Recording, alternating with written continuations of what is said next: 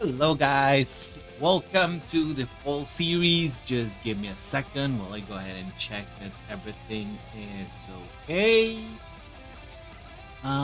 Forgot.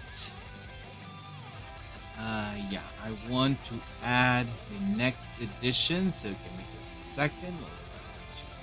Here. So this is the farewell edition. There we go. So let me go ahead and pin this in the chat.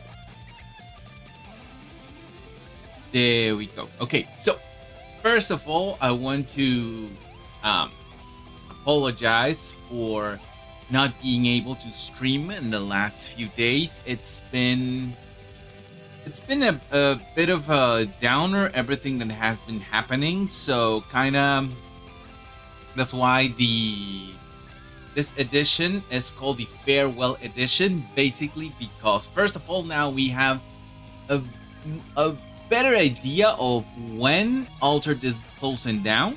So that is number one. I wanted to know when Altered was closing down, so that's something I kind of wanted to know myself. It seems that it is going to be mid-May, so since I still have some prizes to give out, that's why the farewell edition is going to be having something special where every match that you win, you're going to be able to take one unique, as long as you're using the same deck. You can change decks, that's completely fine, but if you change decks, you'll need to win 2 with the same deck to get 1 unique. So you can change decks, that's completely fine, but each time you change decks, your counter goes back to 0. So if you are using a deck that you used before, I may be inclined to give you the point, but that's basically it. Then, before we move on to the tournament, let's go ahead and go over the schedule for today. So we're gonna be talking about the print on demand. There's some information that has been that has happened regarding the POD.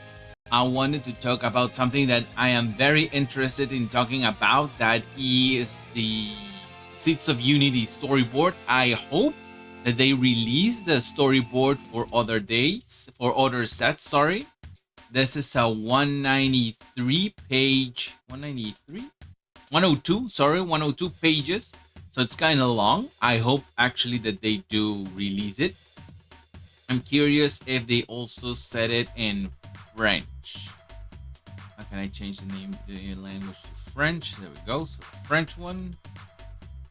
Let's see if they release it in French as well, and if it's as long in French. This is the French one, yeah, and this says 109. So it's most likely because of some terms. I'm gonna be checking what is the main difference between both, but let me keep Altered in English for me. Also, we're gonna be checking some things about the Exalted cards and the discussion of the reunion, as well as giving my thoughts on everything that's happened right now based on what we know about Equinox, some rumors that have been circulating, as well as my general feeling about the reunion. So let's go ahead and start with the POD. I think the POD, the way that they have handled it has been extremely bad. Most of us, including myself, I thought when they said the last POD was going to be April 14th, by April 14th, 500 slots, 5,000 slots, sorry, that was going to be it. So I actually went into this POD thinking that I was going to get my 2 boosters. I'm going to be opening my POD booster that I got, because I got one. As soon as I find it, there we go. So I'm also going to be opening the POD booster that I got, just to see the quality, if anything is wrong with it. Paris, made in Belgium, Equinox 2014.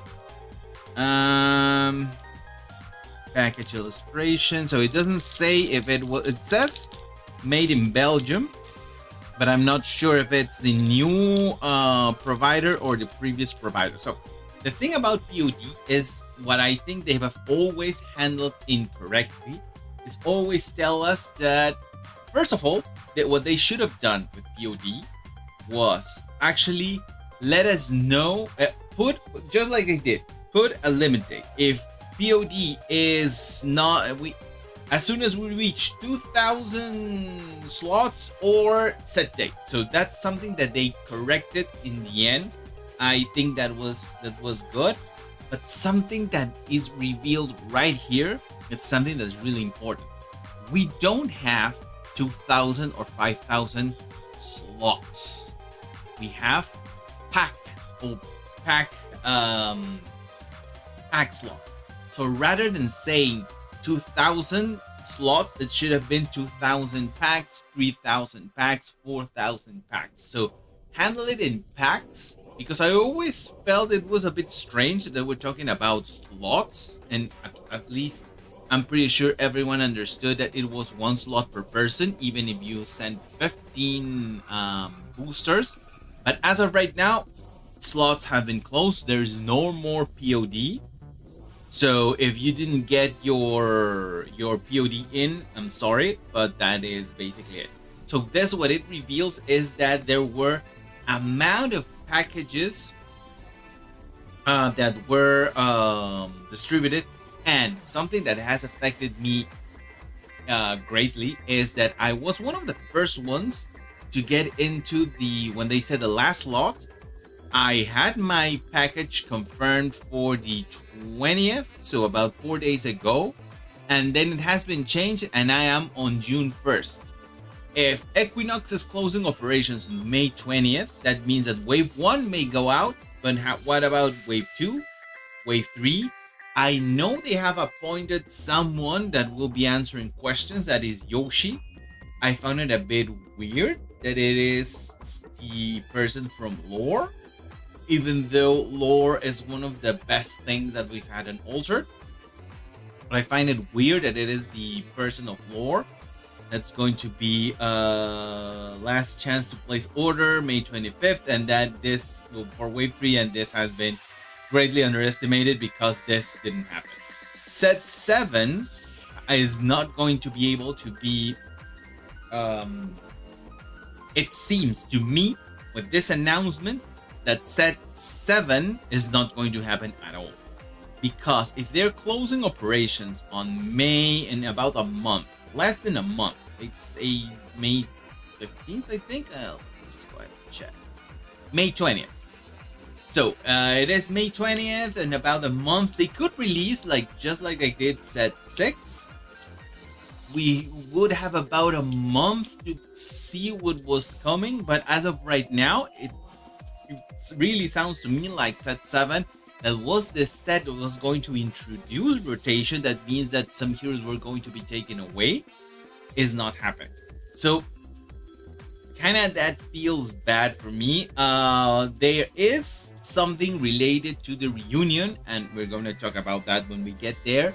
Regarding POD, I found it a bit weird what they're saying about the POD, but let's leave it at that. At set 7, unfortunately, doesn't seem to be able to.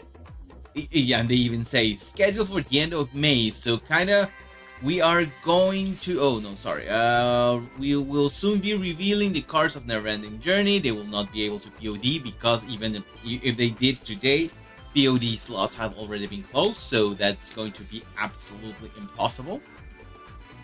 Other than that, let's hope that they actually release set 7, because I'm very curious, especially of the support that they were going to give to the new heroes. But other than that, let's just call it a day. So set 7 doesn't. I'm hesitantly pessimistic in this case that it is not going to be released before Equinox and ceases operations on May 20th. I already talked about the book. The book, I find the release of the book absolutely amazing. I have not been able to start reading it yet, but I hope to start reading it by the end by this weekend. And I think I may try to translate it to Spanish so that I can also have something to discuss with and do it in audiobook format for those wanting to know it in Spanish. I may read it in English, though I'm fairly sure someone will do it before me. I'm presenting an idea as such. If someone wants to do it, please go ahead. May be able to do it. I may still do it. Sorry, but my focus right now is not on this, but rather ending my series, the full series. I already talked about that at the beginning. Now, let's talk about Reunion because I want to talk about this cards later. Reunion, we already know a few things, and I find a few things worrying. First of all, regarding the ownership. Okay, so this is not charging. I'm guessing this is out of juice. And it may be so because it has been. Okay, so my other decided to stop working. No. There we go. Okay, so still can hear. Good. Okay, so about the reunion ownership, about legally being able to have the welfare uniques or not. I think this is a true mistake. This is not on the announcement itself, but it seems that ownership is a very delicate thing. They mentioned 5 things that legally it is a bit difficult. At least Equinox seems to be open to. Let me just go ahead. Gemini seems to be open to releasing the ownership. They say that opinions are split, especially because of newcomers and such. I gotta say, I'm sorry, but newcomers are going to be so far and few between that catering to the potential newcomers, I think, is a very big mistake. I would certainly not cater to the newcomers. What I would do is turn Nuke into the new standard, so everyone plays in Nuke format. At least for now, is the new standard. And I think they also mentioned that. And rather than giving uniques welfare, put some proof of ownership, like they were talking about. Leave uniques with their owners through the proof of ownership. There will be some print on demands that people have sold that will perhaps double, but there will be should be top 2 players to have each unique. Perhaps someone printed more. I don't know why they would have, but let's say there will be a handful of people that will have uniques. I don't think that the most broken uniques will be populated all around, and if they did, well, good for them. They took advantage of the option, proof of ownership, and called this mode Legacy. So Legacy uses uniques so people can play like they used to do, and the game keeps evolving through the competitive through the nuke without uniques. Don't introduce uniques. This is where I want to bring these cards here, cards tab that I had right here. So let me just go ahead first and filter by each faction. So we have Axiom right here. We know this is for basically this is for Della. It can work in other heroes, but this was designed specifically for Della. As far as they have told us, each exalted will be deployed for one hero specifically. It's designed for one hero specifically. So we have here the Plague of Avarice, that it is the very same thing. This is just the alternate art. Each permanent when played from hand, each permanent activates its arrow abilities. When you pass, sacrifice a permanent. This one seems to be able to be played virtually by anyone. So we have an exalted that can be played by anyone. Perhaps not so much by Della. Della has its own exalt. So it seems that they shifted their focus towards set 6 of giving a general exalted. Now let's go ahead and check this one. If there are 3 or more tokens in your landmarks, create airlit token there. When you pass, if 3 or more are if 3 cards or more are in your landmarks, complete me. So this one screams basically either sacrifice, but you cannot use both. Either sacrifice Sierra, maybe, and definitely for Izari. So this one, he deployed the shields, does seem to be for Izari. The Plague of Avarice can be a general one. So we got a Della one, a general one, and an Izari one. So Exalted can be covered in Nuke or Axiom. Let's go ahead and check the others. So let's go for Bravos. 1X, definitely for Soul. Plague of Arrogance, Gigantic, sacrifice a feat to choose one, or sacrifice a completed feat to choose both. Sabotage, send target character to reserve, I gain 2 boosts. So once again, this can be used almost by anyone. 7443 could be perhaps a little bit more helpful in Kojo because of his things, but seems to be generally for any axiom. And this one, obviously, Hold the Line, is going to be mainly for the new hero. I don't remember the new hero's name right now. Target character gains 2 boost. When you pass, if you control 2 or more boosted characters, complete me. I think this is also a general one. It doesn't seem to be specifically for the new hero of Bravos. When it is completed, when a companion joins your expedition, it gains 1 boost. So this is very helpful for all companion-based. This is good for Rust. I remember now. I'm not sure if Rust is the companion. When Rust joins, when Buddha joins, or when Soul joins. So this is for 3 heroes. However, Soul already has 1X, and I think 1X is much more useful than Hold the Line. So I'm guessing most Soul players will keep with 1X, but Hold the Line is definitely for a companion. So a companion can only be Buddha, can only be Soul, and Rust. So there's only 3 that can use this, and Plague of Arrogance kind of can be a general. So we also got a general. Let's go for Lyra. Lyra, the Phoebus, target opponent reveals a random card. If an enemy contact, you may immediately play it for free, and it gains fleeting if you don't discard it.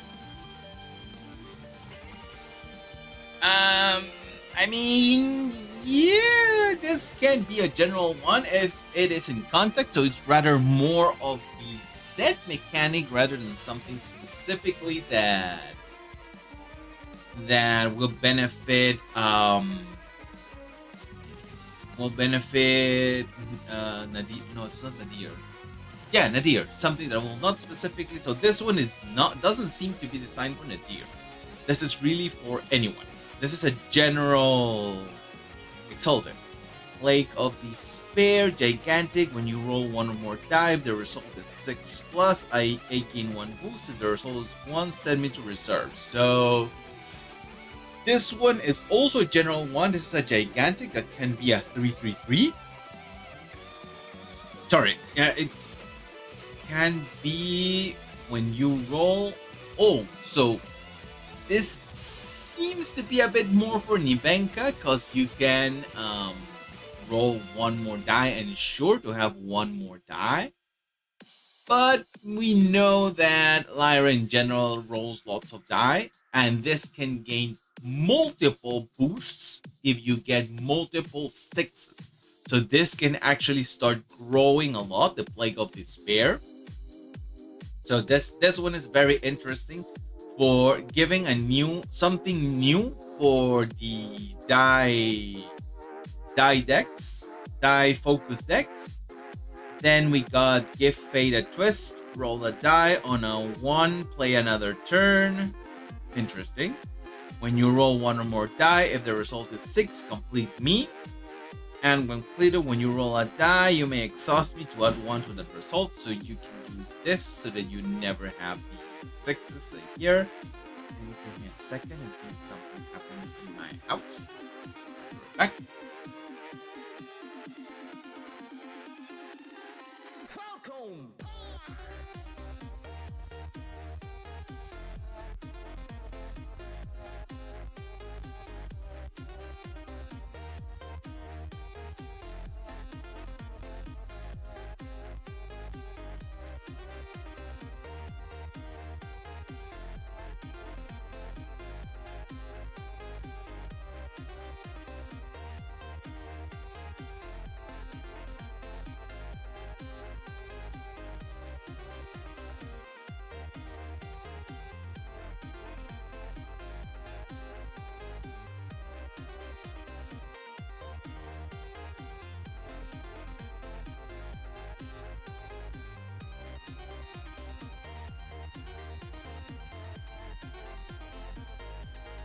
Okay, so it seems to be on the floor above me. Okay, so this one, once again, is supported with this, but they will not be... You can play them both, but you kind of want to go all out one or the other. So once again, they both depend on die. I think these are more general. Even the Phobios is... I wouldn't say this is an Nadir thing, rather than a Lyra set 5 thing that wants to do lots of things in contact. The Muna one is Pluto's is indeed Pluto's, sorry.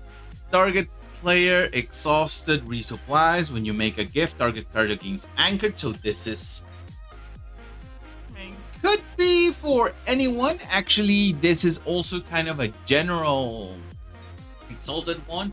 Of course, because it's when you make a gift. So if you make more than one gift and when he is played, he makes a gift, you can get a gift back if you're Tarun, kind of what you want to do.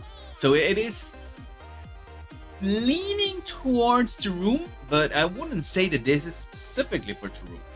I say that this is actually also a general exalt. The Plague of Prejudice, when it joins the expedition, I gain anchored when you play from hand. Send to reserve each other character with plant less than or equal to mine. You're sending plant 2. Okay, it's each one. This one actually, I think, would work very well with Teja, because Teja makes it a 3 automatically. If you have something else, it can be a 4, and it could basically send to reserve all characters with 4 or more. Cost 5 means that you will have to play little things.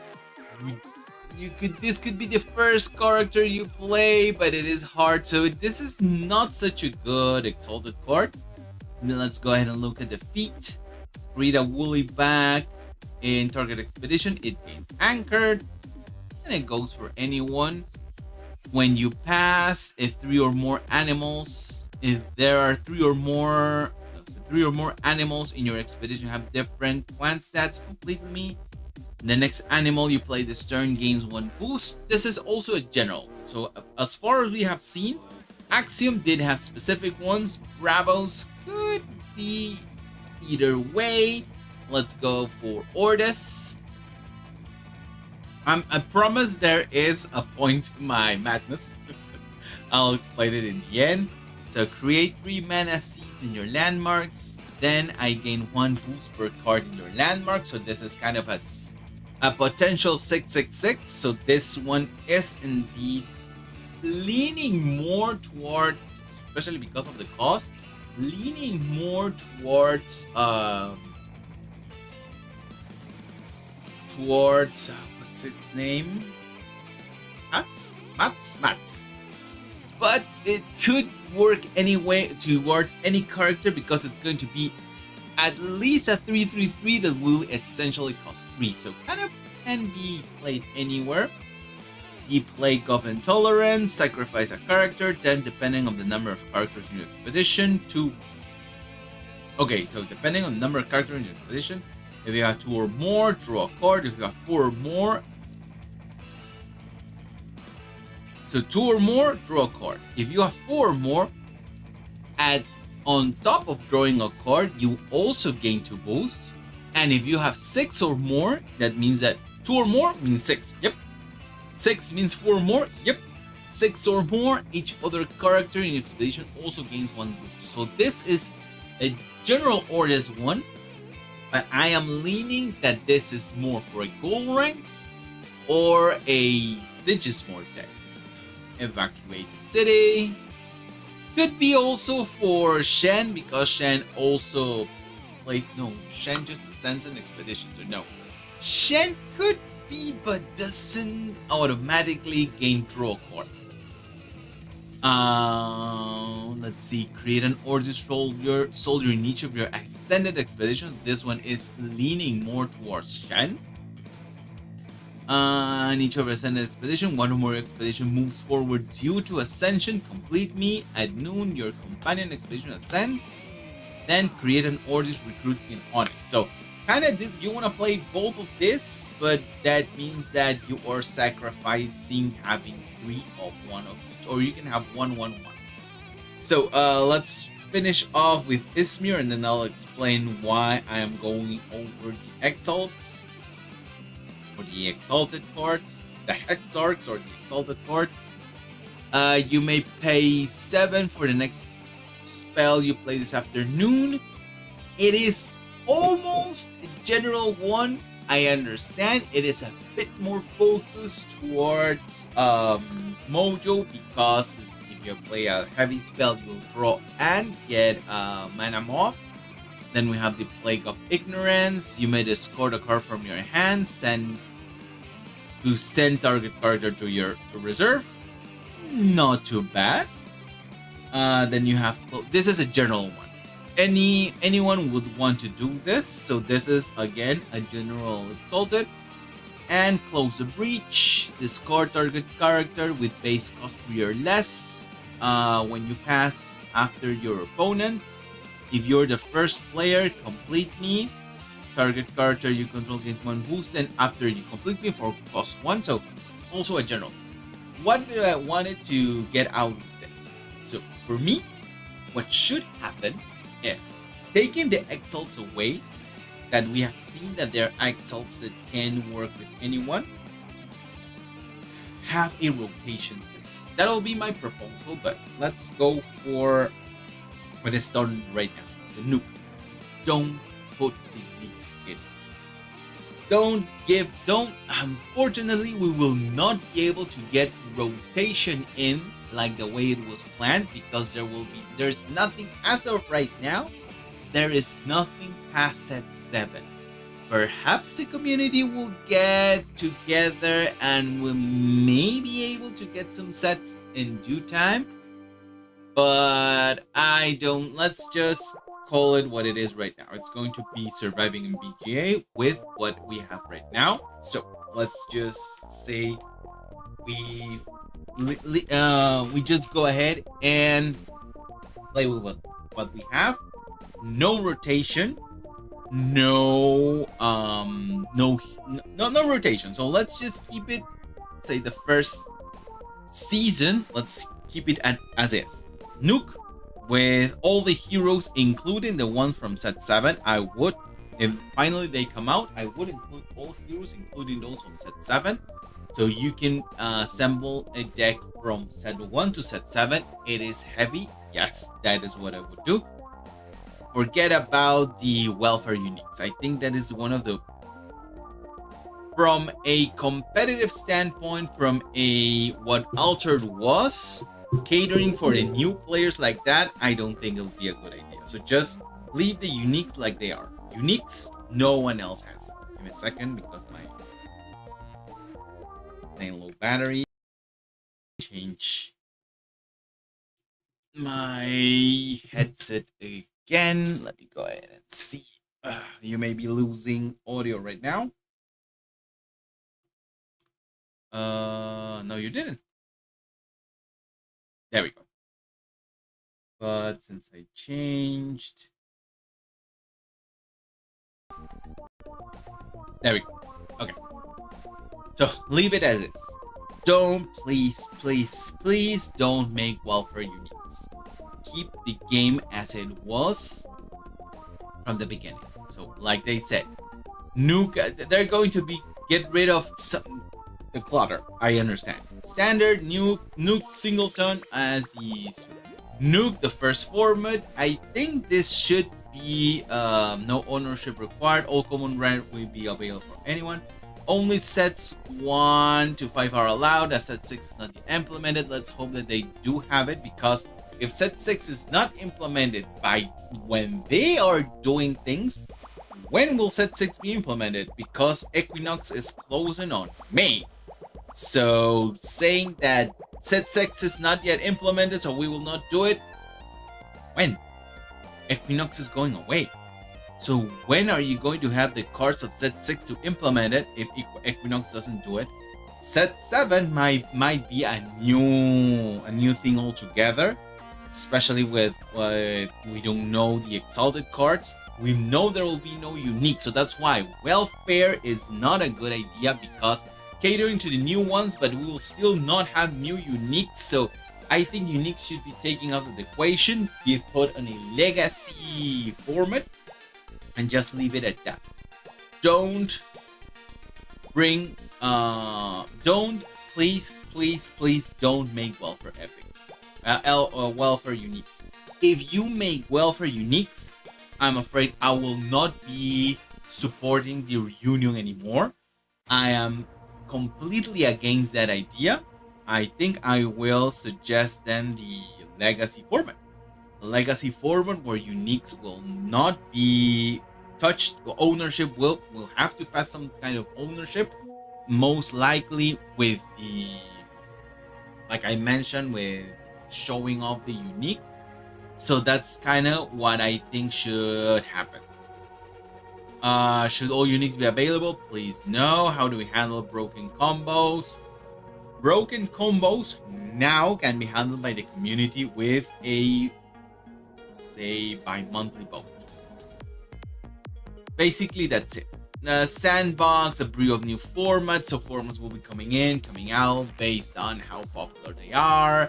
The starter deck community. I think this is one of the best ideas.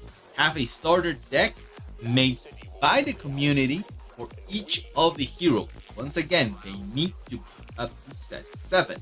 Because if by the time the reunion takes the reins of Equinox to continue the project, when will we get set 7? alteredtcg servers will close down. When will we get set 7? So they need to start thinking that set 7 will come out. If it doesn't, then Altered, I'm afraid, will have a very hard time even trying to cater to players, because there is a certain stalemate on the heroes. There is a stalemate on the meta right now. Meta is stalled, and that can kill the game. If things don't come along, if set 6 is not added, and we already know how things are working up to set 5, I'm afraid the game will lose interest because things are not changing.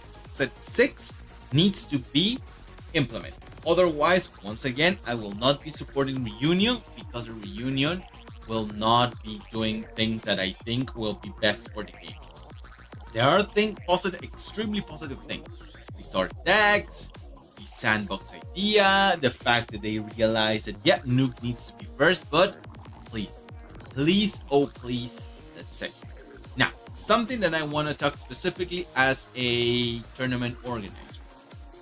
Now that it is in our hands, or at least reunion hands, please let us have the option to lock decks. I understand it was a bit difficult before because you were connecting to Altered, they were giving you the cards. They were on BGA's database, but not as they're going to be right now. It's because it's not right now.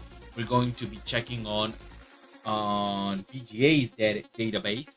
So please, oh please, let us lock decks. Round 1, or I would say round 1, and it is locked for the rest of the tournament. Be it for turn-based or be it for real time. If there are balance changes, I understand that those things are a bit difficult, but the deck has been locked from when it was. So yeah, I know turn-based is a problem. I am one of the ones generating the problem because I am mainly a turn-based tournament. But I really think there should be a deck locking system. Once again, if there is no way to do it with PGA, okay, it was attempted. There is no way I can live with it. But if the reunion simply ignores it, once again, one of those things that will make me leave the reunion and just play Altered with my friends, perhaps just have local tournaments. I'll see what I do, what I'll do after things are done. But I really think, yeah, it's true. But I really think that deck locking is something that needs to come. That is basically from what we know as of right now. Some rumors that have been happening. There were some reports that, let's say, there are still more uniques to. One of the problems with ownership was that there were more uniques than to be scanned and have been scanned right now. If that is the case, that is absolutely scary, because that means that they overprinted some of the sets by a long shot. Let's see if we can see how many. No, we cannot see how many there are. But let's say that is true. If that is indeed what has happened, that means that they overprinted most likely the first sets or sets 2 or 3. And that may have led to the problems that we are at right now. That's where the money went. Part of the money went. All right. Why the game ended? Why there was a shift on set 4? There were problems with set 4. We did not have the what's it called? The tumults. We did not have. Oh, we did have OP prices, but we did not have the tumult, so that was something that was missing. They did try to change the reality with the stores, kind of give them more support, but I think that was something that should have been done on the first year rather than pushing for worlds on year 1. Consolidate yourself on stores rather than doing other things, but that's not the point. The point is, if the rumor is true that there is still more uniques to be scanned than there are scanned ones, there is a huge issue. Because uniques, it's not 1 per pack.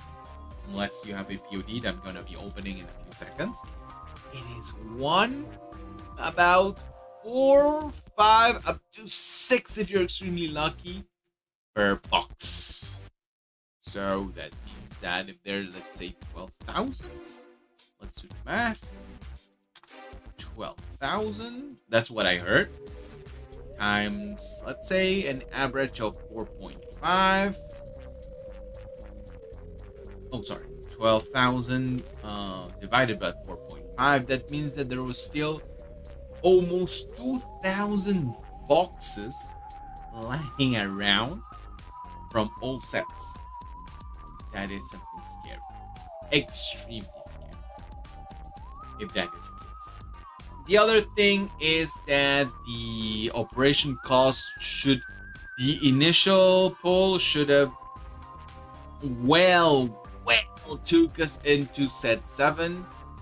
Does something doesn't add up, and actually if you think about it, it was 2,500,000 per set. They got all the money for 3 sets on Kickstarter plus what they sold from sets 1, 2 and 3 and 4, and still they cut off after set 5, so things are smelling a little bit fishy. Like I said, this is a rumor mill. Some say, and this is speculation, strictly speculation, that the game should have been completely digital and forget about the physical. I completely disagree. A TCG that is trying to compete with the big digital ones, even if it is as amazing as this game is, would not have garnered so many players in the world. It would have died a lot faster. I'm sorry, but digital games are not that. Digital TCGs, especially without a brand behind, are extremely hard to take off.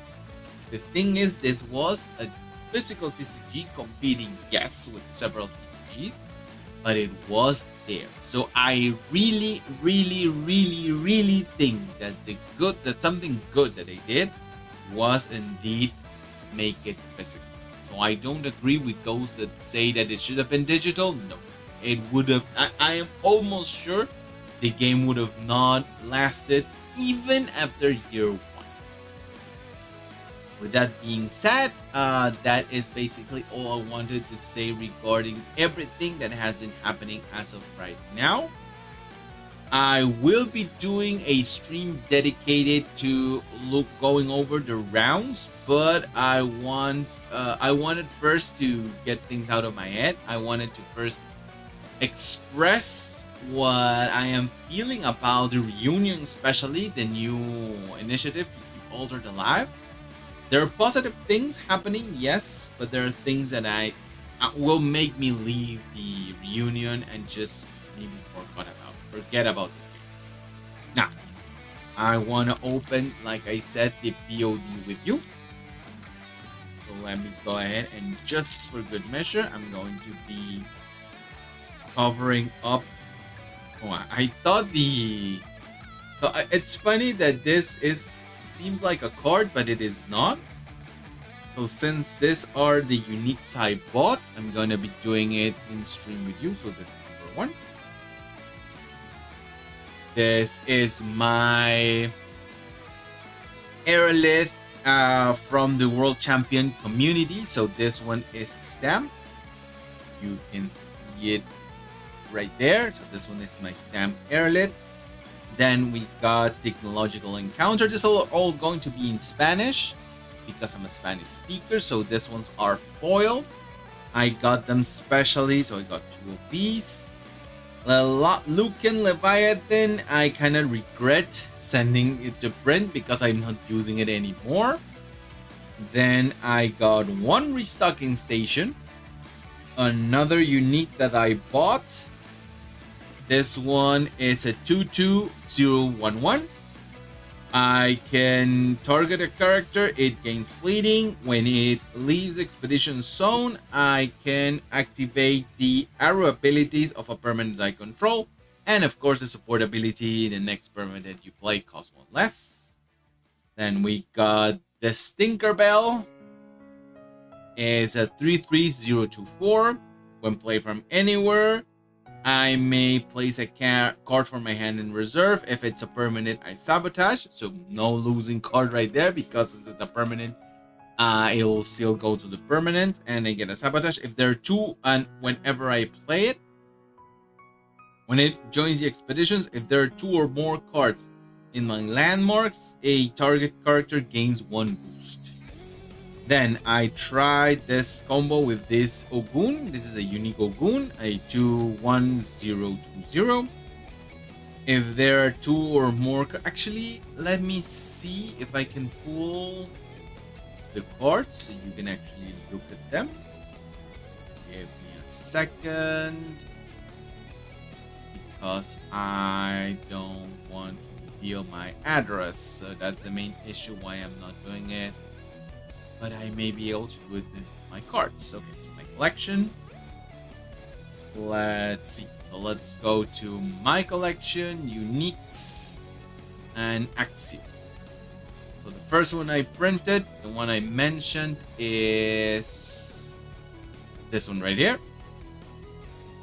Then I got, well, I mentioned the airlet, the technological encounter, the Leviathan. Then it is this one right here, the foundry mechanic. Then I got the Tinkerbell. That must be over here. Yeah, that's Tinkerbell right here.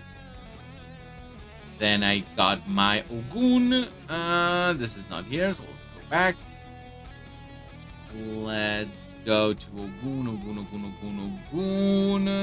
It's not this one, it's this one right here. Then I got my Brasbuck as a World Championship Herald. That means that I participated in the World Championship. I was involved in the World Championship. Just a foundry mechanic, the Tech Lab unit, an Axiom seal. This one I got because I love the art, and this one of course is foiled. All are foiled. Then we got the Ouroboros Croupier, this one right here. So you may sacrifice a permanent. If you do, roll a die on a 4+, draw a card, otherwise resupply. You may discard a card from your reserve. If you do, target card gains 1 boost. I got a rare Grems that I bought, a Baku because I was trying things out, and a common technological encounter. So that's basically what I got from the POD. It is correct. 1, 2, 3, 4, 5, 6, 7, 8, 9, 10, 11, 12, 13, 14, 15, 16, 17, 18, 19, 20. Yeah, 21. Okay, so those were the 20 cards. And basically that's it for today, guys. I will be streaming some matches, not this Monday because I think I'm going to be having to help my wife with a patient of ours.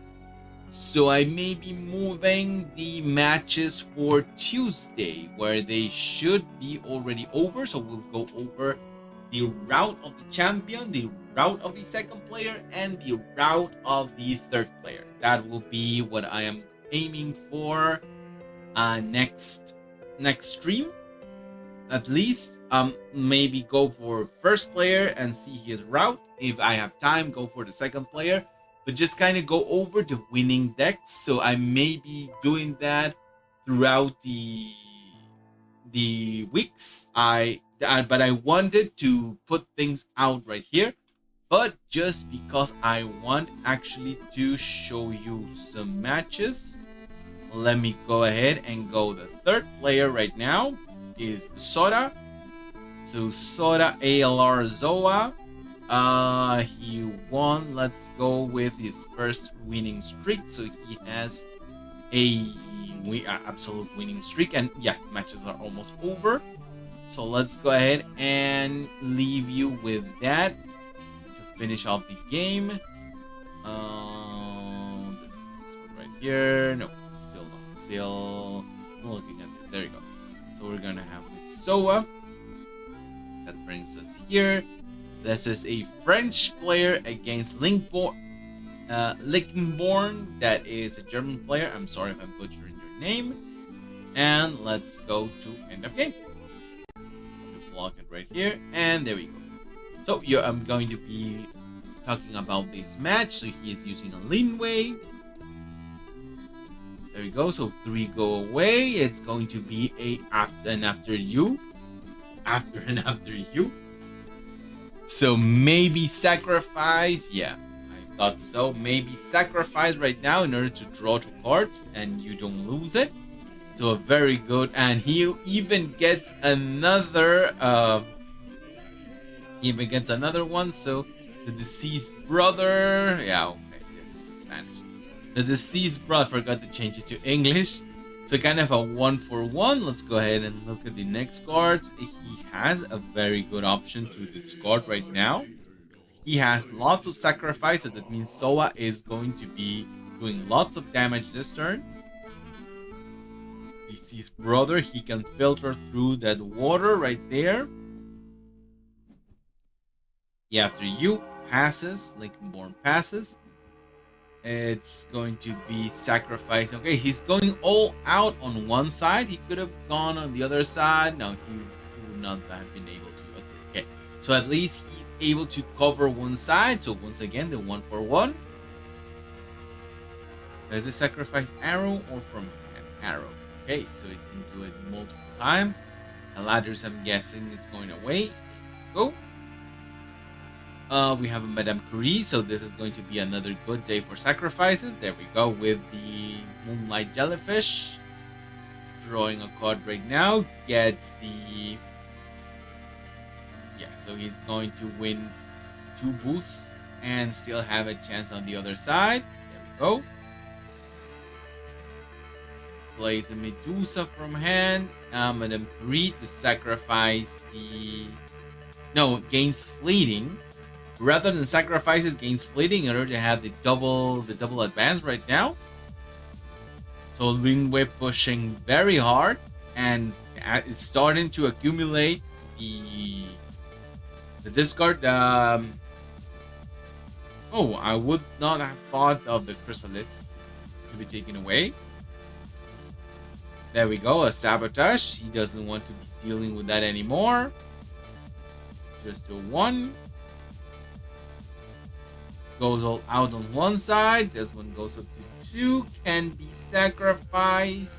Yes. Chrysalis not able to block right now, but will leave a moth behind. Or decided not to sacrifice, but will leave a moth behind. Still with a 2 expedition advantage. I would have gotten rid of the Houdini. Let's see what he is aiming for right now. Jason Pseudo after you. Goes with the Bushi. Now... Okay, he's going to sacrifice the Chrysalis most likely. He sacrifices his own card. Okay. Almost there. Duel of Grit. Going to get rid of the moth. Just and sacrifice the other Chrysalis to get 2 moths out. And that is going to be game. He's going to do the double advance, and that is actually going to be game. So I don't quite understand why he sacrificed his own character right there, but okay, that was what he was aiming for, it seems. So Lickborn unfortunately is not able to move forward, and this is where he was taken down. Let's go ahead and see what happened to him after this. So he went on a winning streak of 2, then lost the next 2. So he's not having a good day. He started well, table 38, went up to 3, went down to 9, went down to 23, went down to 39, up to 27, up to 15, down to 22. So kind of going all over the place. With Awkward is most likely going to be the winner. He has an impeccable and undefeated run. Table 9, table 28, table 6, 4, 4, 1, 1, 1, 1. So most likely Wood Awkward is going to be winning this one. Odeo's second. And we just saw a match from Zoa to see how he did it. What I'm going to do is most likely going to go over the last match of the top 3. At least on step 7 and step 8, round 7 and round 8. That's when I'm most likely going to be going over on Monday. But like I said, first I wanted to get things out of my chest regarding what has been happening with Ultimate. And with that, guys, I thank you very much for being here. That'll be all for today. Hope you have a wonderful weekend, and I hope to see